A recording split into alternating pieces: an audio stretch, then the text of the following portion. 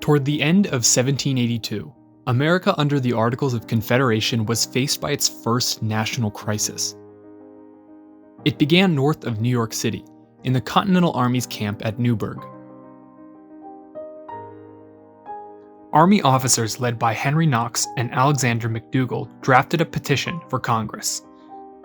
The Army had been scraping by through a combination of private contributions from wealthy officers and whatever tiny amounts the federal government could scrape together. Officers were supposed to receive a generous pension after they left the Army, half pay for life, but they were worried about actually receiving this amount. The government couldn't pay them now, so how reliable would they be distributing half pay to veterans for the next couple of decades? In the next part of the petition, they offered a compromise. Give the Army a one-time lump sum payment so they could stay out of immediate debt and pay for their travels home. General McDougall took the petition and went to Philadelphia, where the Confederation Congress was in session. In fact, they were meeting in Independence Hall, where almost 6.5 years ago, the United States had declared independence from Great Britain.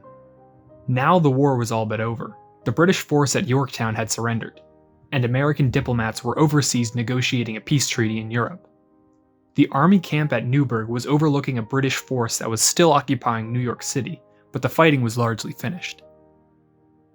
Seeing as the United States was still at war, why wasn't Congress paying its soldiers? The problem stemmed from the Articles of Confederation.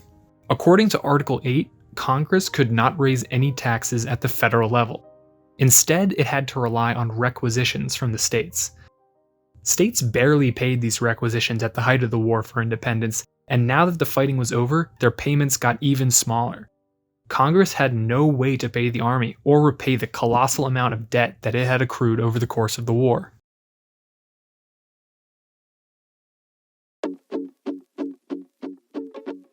A faction within Congress had been working on a way to get a handle on their financial problems. Their solution was to give more taxation powers to the federal government by allowing a national impost, basically a tax on goods manufactured overseas. This would give Congress a reliable revenue stream, but there was a catch. A national impost would require amending the Articles of Confederation, which needed 13 out of 13 state legislatures to ratify. Robert Morris, the most prominent member of this Federalist faction, had fought tooth and nail to get the amendment ratified. Morris was regarded as the only person in America who could reliably get the states to pay at least some of their requisitions, so if anyone could pass an amendment, it was Morris. He had gotten 12 state legislatures to ratify, and it looked like they were on the home stretch, but at the last moment, Rhode Island voted no. This wasn't the end of the world. Maybe Morris could go up to New England and try and whip up support for the amendment, but then Virginia went back on their ratification as well.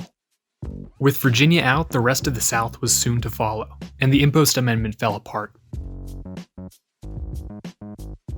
The same week that the impost failed, McDougall arrived in Philadelphia. The Federalist faction saw the Army's petition as a way to revive the impost amendment. James Madison was one of the first to make the connection. This is exactly why they needed income at the federal level. There were financial obligations that needed to be met, and the current articles were not able to meet them. Some Federalists went a step further and worked to coordinate with McDougall and the Army to pressure Congress. Federalists would get their impost amendment and the Army would get their pension. Who was in on the scheme is still unclear exactly, but we do know that Robert Morris, Alexander Hamilton, and Gouverneur Morris were all meeting with McDougall. McDougall testified before Congress with his officers on January 6th. A congressman asked an officer what would happen if the government could not find the money to pay the Continental Army. The officer bluntly replied, "At least a mutiny."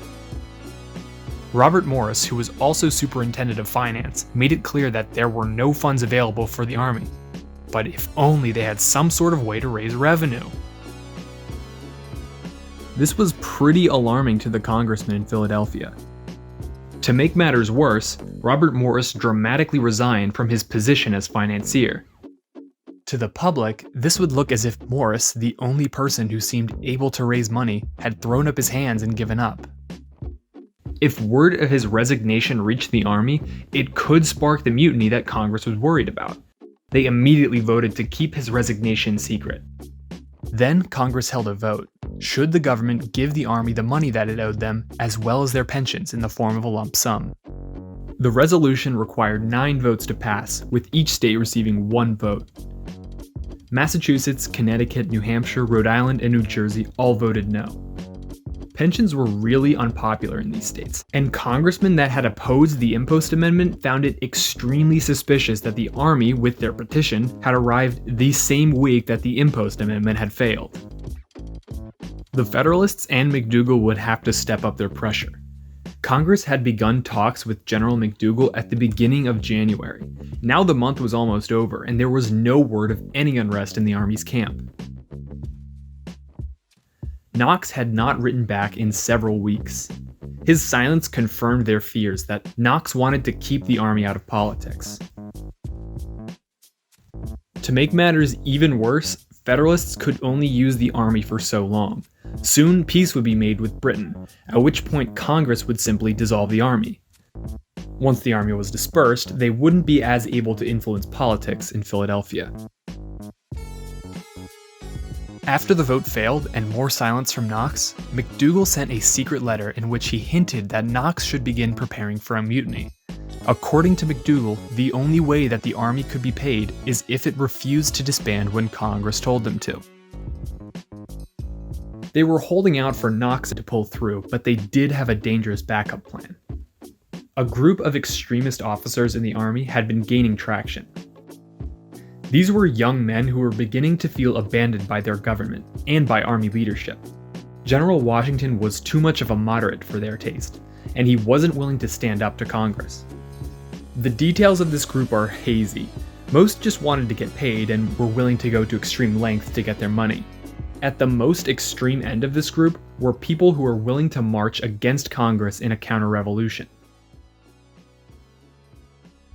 A lot of these officers were linked to Horatio Gates, Washington's arch-rival in the army. If Gates was in on the conspiracy, he managed to hide his involvement through his aides and other officers. He was a shady character, but it might be unfair to say that he was involved as a fact. However, if a mutiny did happen, the radicalized officers would see Gates as their natural leader. There were also small rumblings in the army that Washington should be named a king, and a constitutional monarchy should be established, but very few people actually liked this idea, and Washington put a quick stop to anyone promoting it. Going forward with the younger, angrier officers would be risky, but Robert Morris and the conspirators kept their offer in their back pocket. Rumors began arriving mid-February that peace was on its way soon. There was still no word from Knox. The conspirators reluctantly began to consider more seriously letting the extremist officers launch a mutiny. In their eyes, the Confederation was so broken and dangerous that they were willing to use whatever means necessary to fix it. But using the radicals was playing with fire. So they had to make sure that whatever insurrection they instigated would be stamped out as soon as it flared up. Washington and Knox finally gave the Federalists their answer. It was a hard no. Using the army for political leverage would set an awful precedent when the nation was so young. The mutiny would have to be led by the radicals. Maybe if they could time it just right, Washington could swoop in just in time to quell the mutiny right after it started. The conspirators sent word to the officers, which happened to be in Gates' camp, just saying, and gave them the go-ahead. On Monday, the first of the Newburgh Addresses was written and distributed to the army. The paper used intense, incendiary language to enrage the soldiers, the men that had fought a war for an ungrateful government. It railed against Congress's ineffectiveness and even against Washington himself. The address stated that the army would not disband until it received its back pay, and a lump sum of pension money that their petition in December had proposed, although now it was a demand. Finally, it called for a meeting of all the officers on the 11th to discuss the proceedings in Philadelphia and get them on board with the insurrection. The news from Newburgh was getting grim. A Virginia congressman sent Washington a letter that confided that Congress wasn't going to disband the army yet for fears of rebellion. The letter also warned Washington about forces in the military working against him. it was time for Washington to intervene. He wrote a letter to the officers in Newburgh that objected to their meeting. It was called without his permission by an anonymous source, which was highly irregular. He called his own meeting on March 15th because ancient Roman symbolism was so fashionable, and it would remind the officers that he was still in charge. Plus, it would let the officers cool off for an extra couple of days. He also requested a full report on the proceedings after they concluded, implying that he was not able to make it in person. That last part was great news for the mutineers. Without Washington there, it would be a lot easier to steer the other officers into joining the conspiracy. Saturday morning, the officers stationed at Newburgh trudged up the hill to the public meeting building. Gates, the presiding officer, took the podium and opened proceedings for the day. And then Washington strolled in. He asked for Gates' permission to address the officers, and he knew better than to refuse. He took the podium and launched into a speech tearing apart the motive of the Newburgh Address. Calling a meeting of officers anonymously was subversive. It was unmilitary. The author was appealing to feelings and passion rather than reason and good sense to manipulate the army. Were they really considering abandoning the revolution when they had just won? After appealing to the officers' senses of virtue, Washington began to read the letter from Congress. He got about a paragraph in, but paused after a moment. He fumbled for his spectacles and put them on, saying to his officers, "Gentlemen, you will permit me to put on my spectacles, for I have grown not only gray, but almost blind in service of my country." The mutiny collapsed at that moment, and we're told that several men broke down in tears. Washington's display had convinced the officers to return to their revolutionary ideals. He finished reading his letter and completed his speech, but any hope of the mutiny had already been squashed. After his speech, Washington left, leaving Knox and the other moderate officers in charge once again. They drafted several resolutions that affirmed the Army's support of liberty, acknowledged the supremacy of Congress, and denounced the Newburgh Address. Washington sent a letter to Philadelphia recounting the meeting. He made it clear that they had narrowly avoided a mutiny, while Congress was dragging its feet. Back in Congress, the political conspirators were happy with the events. They had set in motion enough unrest to be picked up by Congress and taken seriously, but put a stop to it before violence could break out. Now they had the support in Congress to put forward a three-part settlement. Congress would agree to a pension of full pay to the officers for 5 years after leaving the Army.